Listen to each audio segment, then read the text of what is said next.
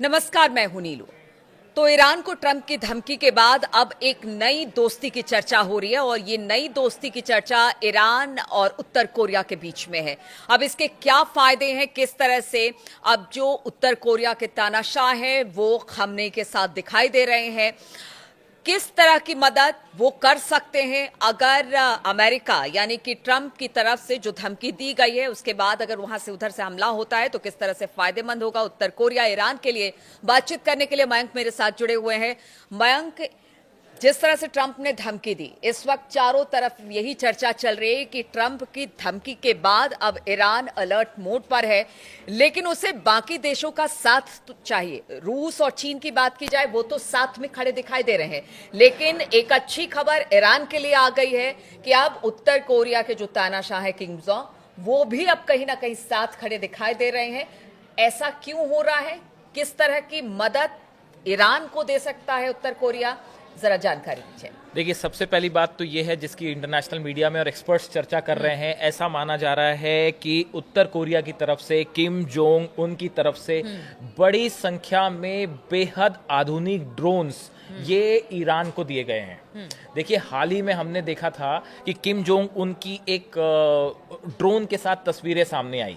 ये artificial intelligence से चलने वाला ड्रोन था जिसको खूब ज्यादा पॉपुलर हुई ये तस्वीर, और इसमें किम जोंग उन उस ड्रोन के साथ खड़े दिखाई दे रहे हैं। देखिए, इस ड्रोन की खास बात यह है कि इसमें एआई टेक्निक का इस्तेमाल किया गया है और ये बहुत एक्यूरेट होता है। इससे किसी भी निशाने को आप निस्तनाबूद कर सकते हैं। साथ ही दुश्मन के जो स्पाई प्लेन्स अंदर आ रहे हैं, आप इस पे भी नजर रख सकते हैं।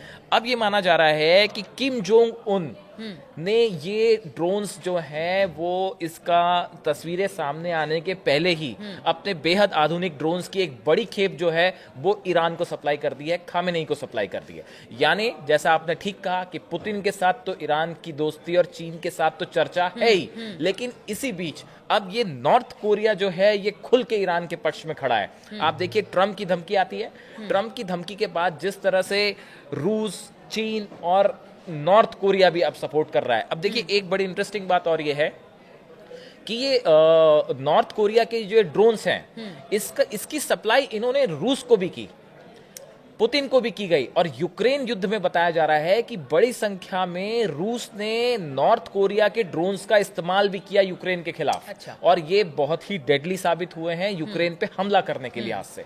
तो अब ये माना जा रहा है कि गुपचुप तरीके से बड़े पैमाने पर ये ड्रोन्स ईरान को भी सप्लाई कर दिए गए। एक चीज और है, चूंकि मिसाइल हो या फिर रॉकेट हो, इनसे तो लड़ाई हो ही रही है, लेकिन ड्रोन से भी हमने देखा मयंक कि जब हिजबुल्लाह पर हमला, वो जो घड़ी में और तमाम डिवाइसेस में जब अटैक हुए थे, कहा जा रहा है कि उस समय भी और उसके आगे पीछे भी ड्रोन का बहुत ज्यादा इस्तेमाल हुआ था, और कहा यह जा रहा था कि देखिए अब नेक्स्ट अगर कोई हमला होगा तो वो ड्रोन होगा और ये बहुत खतरनाक साबित हो सकता है। हाँ, ये बिल्कुल, ये ड्रोन्स जो हैं, आधुनिक ड्रोन्स जो हैं, एक तो देखिए ये मैनलेस होते हैं, इसमें किसी भी मानव रहित ड्रोन्स होते हैं, तो कई बार इसमें इस नुकसान की पता भी नहीं चलता। अब देखिए, इसमें जो है ये जो ड्रोन्स हैं, देखिए क्या है कि ईरान के आसपास के इलाकों में जो अमेरिका के वॉरशिप्स हैं या जो बेसिस हैं उस पे अगर अटैक करना हो तो उसमें ये ड्रोन काफी मददगार साबित हो सकता है। या फिर किसी तरह की बाहर से अगर कोई हमला हो रहा है तो उसको पहले से पता करने में ये ड्रोन्स का इस्तेमाल होता है।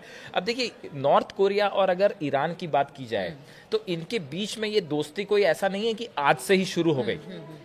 ये तो ट्रंप के आने के बाद जिस तरह से एक ध्रुवीकरण हो रहा है, ईरान के खिलाफ लॉबिंग हो रही है, उसमें ये खुल के नॉर्थ कोरिया जो अब साथ आता दिखाई दे रहा है। लेकिन इनके बीच में जो है ये दोस्ती काफी लंबी मानी जा रही है। हम आपको बताएं कि इनके बीच में जो वॉरफेयर टेक्नोलॉजीज है इसका ट्रांसफर काफी पहले से, करीब 2000 के आसपास से ये शुरू हो गया था। नॉर्थ कोरिया ने ईरान को कई टेक्नोलॉजीज जो है वो हथियारों की प्रोवाइड करनी शुरू कर दी थी।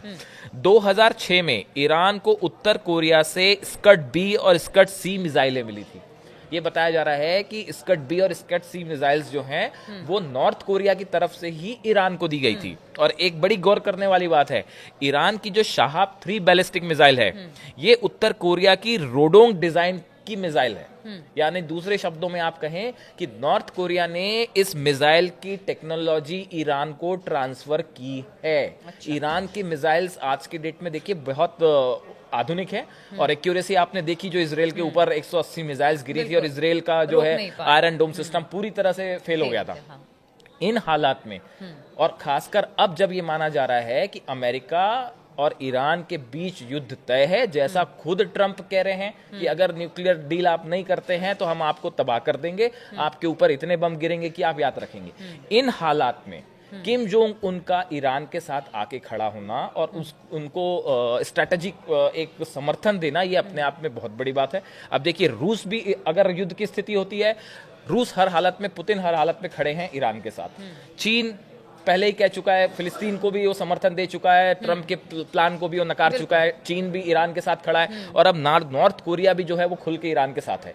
तो इस तरह से सोशल मीडिया में एक चर्चाएं हो रही है। ईरान में भी ये कहा जा रहा है कि ईरान जो है वो मिडिल ईस्ट का एक सुपर पावर है। बिल्कुल। आज मैं एक बार फिर से यही सवाल पूछती हूँ कि जिस तरह की स्थिति बन रही है अमेरिका और ईरान के बीच में, अमेरिका युद्ध नहीं चाहता है, उसने साफ कह दिया, ट्रंप ने साफ कह दिया युद्ध नहीं चाहता, लेकिन अगर इतने सारे देश एक साथ अगर ईरान के साथ खड़े हैं, वो भी उत्तर कोरिया जैसा देश हो या फिर रसिया हो या फिर चीन हो, ऐसे में लगता है कि ट्रंप पहले ये तलाश करेंगे कि बातचीत हो जाए। क्या आपको लगता है स्थिति कुछ इस तरह की बन रही है? देखिए, ट्रंप क्या करेंगे ये बहुत ही पेचीदा सवाल और है, सब लोग, जिसका जवाब आज की डेट में बड़े से बड़ा एक्सपर्ट भी नहीं दे सकता कि ट्रंप करना क्या चाहते हैं। क्या ट्रंप जो है वो ईरान के साथ डील चाहते हैं या फिर जो है हमला करना चाहते हैं, या फिर वो ये चाहते हैं कि अगर आप डील नहीं करेंगे तो हम हमला कर देंगे। B2 बॉम्बर्स आके डिएगो गार्सिया में खड़े हुए हैं ना, B2 बॉम्बर्स तो कभी भी ट्रैवल करके आ जाएंगे। तो ऐसी स्थिति में ईरान को इस बात के लिए तैयार है खामेनेई कि भाई अगर आप, हम पहले भी कह रहे हैं बार बार कि अगर आप शांति चाहते हैं, डील चाहते हैं, हम उसके लिए भी तैयार है, और अगर आप युद्ध चाहते हैं तो उसके लिए भी हम तैयार हैं। अब देखिए, जो लेटेस्ट डेवलपमेंट है उसके हिसाब से, जो ट्रंप की धमकी के बाद डेवलपमेंट है, ईरान के मिसाइल्स, हमने पिछले वीडियो में चर्चा की, ईरान ने अपनी 1000 मिसाइल्स को रेडी मोड में रख दिया है, वॉर प्लेन्स रेडी हैं, नेवल शिप्स रेडी हैं। अब देखना यह है कि ट्रंप का अगला कदम क्या होता है। बॉल इस समय ट्रंप के खेमे में। क्या इजराइल के थ्रू हमला करवाया जाता है? क्या डिएगो गार्सिया से, जैसा वो कह रहे हैं कि B2 बॉम्बर्स से कोई हमला हो सकता है या बेसिस से हमला हो सकता है आसपास जो अमेरिका के हैं? ये देखने वाली बात है। लेकिन फिलहाल जिस तरह से किम जोंग उन ने समर्थन दिया है ईरान को, और ये ड्रोन्स की लेके चर्चा है, ये एक बड़ा खतरा अमेरिका और इजराइल के लिए है। बिल्कुल। तो ट्रंप की धमकी के बाद अब एक तरह से कहा जा रहा है कि ईरान बिल्कुल अलर्ट है और जहां से जैसी भी मदद उसे मिल सकती है वो ले रहा है, और मदद करने के लिए बहुत से बड़े देश और परमाणु सुसज्जित देश उसके साथ खड़े हैं। उसमें अब उत्तर कोरिया का नाम भी जुड़ गया है। अब ऐसे में स्थिति कहां जाती है?